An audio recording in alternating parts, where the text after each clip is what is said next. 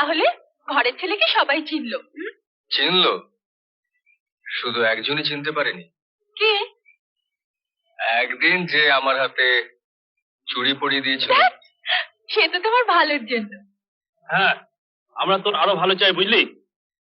একদিনের মস্তানকে কিভাবে সাজা দিতে হয় দেখ। সুন্দরী, চলে যা।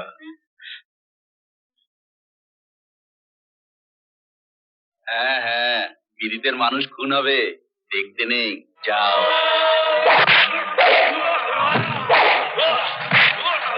যা তোদের ওই মালিক ত্রিপুল চৌধুরীকে বলে দিস, তোদের মতন এই মাছিকে মারতে আমার এই হাত দুটোই যথেষ্ট। আমার বাবা যা পারেনি আমি তাই করে ছাড়বো। তোদের এই অত্যাচারের শেষ দেখে তবে আমার শান্তি।